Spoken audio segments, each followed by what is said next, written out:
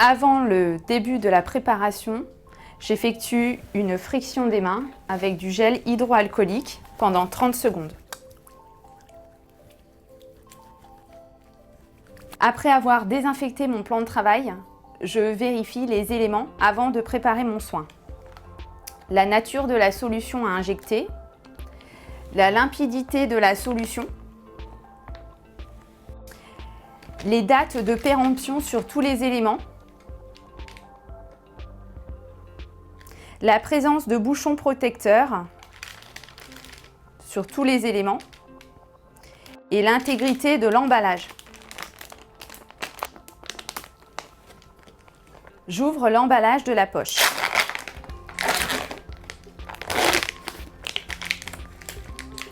J'ouvre l'emballage du perfuseur.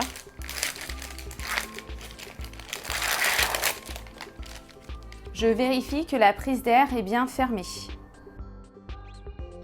Je mobilise la réglette de débit pour éviter que la tubulure ne soit coudée et je clampe la ligne. Je retire le bouchon protecteur du perfuseur et connecte à plat la poche en faisant un quart de tour. Dans l'idéal, je suspends la poche à 80 cm de la ligne médio-axillaire du patient. J'effectue la purge de la chambre compte-gouttes en exerçant de légères pressions pour éviter la formation de micro-turbulences qui favorisent la création de bulles dans la ligne. Je déclampe pour effectuer la purge de la ligne. L'air de la ligne est automatiquement chassé grâce au bouchon hydrophobe et le liquide s'arrête automatiquement. En fin de purge, je clampe ma ligne. Après avoir posé le cathéter sur le patient, je retire le bouchon du perfuseur.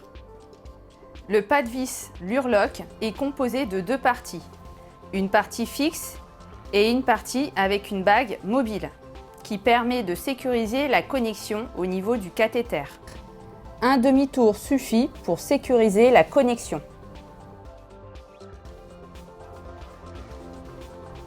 Pour un réglage de débit rapide, je déclampe et descends la molette vers le bas en comptant les gouttes sur 1 minute.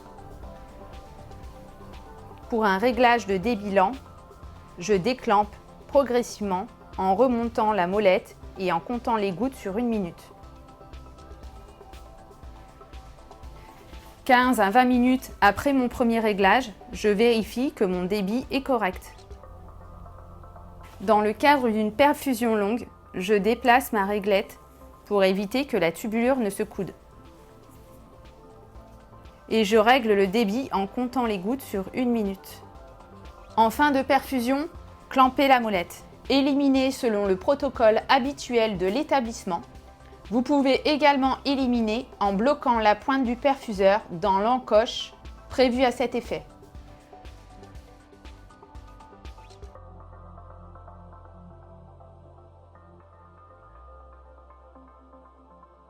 Il y a de nombreux éléments qui peuvent modifier le réglage initial du débit, comme la température de la pièce qui modifie la viscosité de la solution, la hauteur de la poche, le changement de position du patient, le fait que le patient soit en hyperthermie.